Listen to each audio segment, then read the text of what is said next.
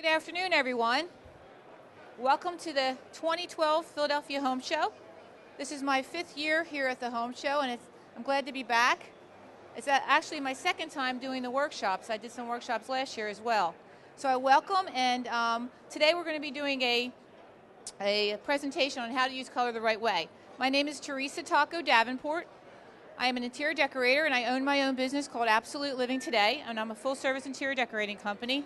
And one of the things I enjoy doing is helping you create the perfect haven that exudes your personality, but still provides beauty and comfortability. That's my 7-second presentation, okay? That's telling you what I'm going to do for you, and I also enjoy doing it. I love seeing your faces when I'm done, and the happiness that I provide for people. I'm sure that most of you struggle with how to use color and know when and where to stop it when you're working with an open floor plan. And just being, an individual who's never really worked with color before and just really doesn't know how to end and start the beginning and end of painting. And we're going to talk about fabrics as well and how to pick colors from fabrics. Because color is a very important decorating tool, and it can really basically, it's the first thing you're going to notice when you walk into a room is the color. And you want it to pop.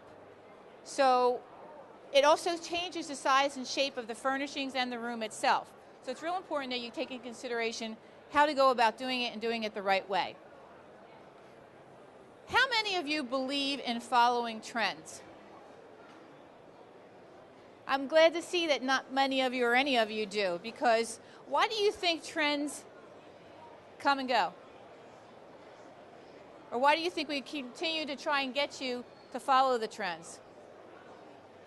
Well, industries, that's how they make their money, right? You're here to learn some new ideas and the things that are out there that are available to you. Now, if you're the type of person that's able to do that and constantly change your home, then that's for you. But most people can't really make a change every couple of months or years. If you remember back in the 70s, it used to be 10 to 15 years before you saw a new trend.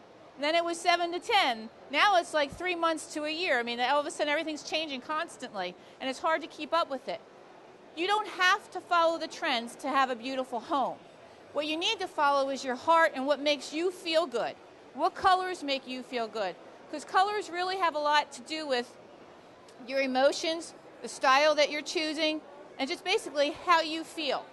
So it's very important that you follow what makes you feel good, not what's going on out in the world today and the colors that are out there. So paint is the perfect solution for introducing color into a home. And why do you think that's so? Nobody? Basically, it's limitless. There's so many colors out there today to choose from, and it's economical. You can change colors every several years. You could change it in 2 years if you wanted to. So it's really very easy to work with color. So to select colors, we're going to cover some basic information.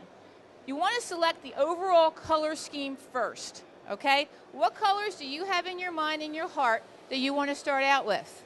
Especially when you're starting with a clean slate, okay? Think about those colors that make you feel good. The next step is you're going to ask yourself 3 questions. And these are the 3 questions you're going to ask. What type of mood do you want to create for that particular space?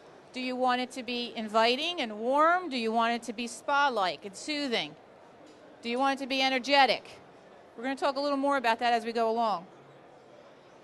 What furniture, architectural features, or artwork is going to remain in the room? They're going to set the tone for color if you have specific pieces that you want to keep in the room. So you need to identify what they are and if they're going to stay there. And you want to accentuate them. And then what is the main functionality of the room?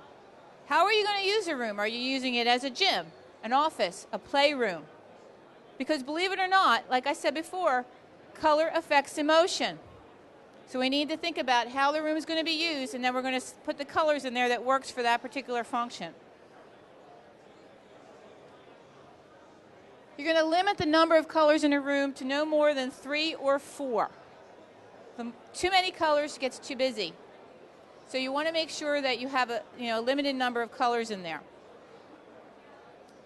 Then you're going to choose the furnishings But you want to bring swatches with you, because if you have anything in your room that's fabric and it's staying, you want to bring those swatches with you when you're selecting furniture.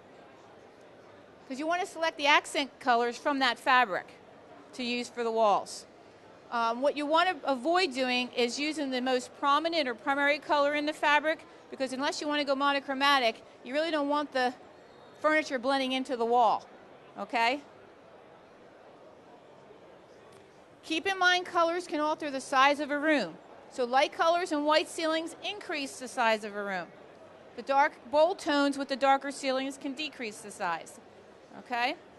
How many of you currently are working with rooms that maybe have oriental rugs in it that you're going to keep, or maybe you have artwork that you want to keep? Anybody? Everybody's pretty much starting with a clean slate? Okay, that's good. Because if you did have anything like that, what you need to keep in mind is basically, I'm being told I have to move my mic up. So if you can't hear me, please tell me. Or am I okay right now? Okay. What you need to keep in mind is if you have any existing pieces in there, as I indicated before, they're going to set the tone. And you need to be careful as to how you do that. So when you're dealing with wall art and window treatments, you want to find a color from those particular pieces that's going to make those two items pop. Because if you're investing a lot of money in custom window treatments, or you have a beautiful wall art that costs a fortune, you want people to see them when you walk in the room or they walk in the room. So the key is to make sure you find the right paint color behind it to make it pop out at them. So how many of you have been confused in the past with a few different colors and you didn't know which one to choose? Okay. We're going to work with a couple of fabric boards here for a minute, and I'm going to teach you some tips to help you move along. And then if you still struggle, you can come visit me at my booth and we'll set up a time to get together. But right now, this is a nice little tip to help with identifying color. Let's imagine that we're working on a sunroom, and the sunroom needs furniture in it. Okay, so we're starting from scratch. It needs furniture, it needs window treatments, it needs paint. So I'm identifying the sofa as being a green fabric, right here underneath. And then I'm bringing in a couple of chairs that are going to be cream. I decided to bring the pillows in using some of the gold and pinkish color and greens in it. Then I decided on this treatment here to be, this fabric here to be for the window treatment. So in picking this fabric, I then now picked the fabric for the shade, which is this here, bringing out the pinks and the greens in here. So when you're, and this is just another scenario if maybe I wanted to do the sofa in the red and the shade in this fabric, but still do the chairs and the pillows and those other fabrics. Ignore this right now over here. We're going to talk about that in a minute. But if you're looking at this fabric right now, what would you say is the primary or prominent color pointing and popping out at you? Anybody want to give it a shot? Green is for you. Okay, that's interesting. Anybody else? The red for you? Okay, anybody else? So far you're both wrong, but beige. This ivory cream color is the most prominent color right now on this fabric. The accent colors are the darker red and the pinks, the green, and then there's some gold in here and there's some blue in here. Okay, they're the accent colors. So they're the colors I'm going to want to work with for bringing in accessories and possibly paint colors and things like that. So identifying those colors is the first step. So what color do you think I'm going to pick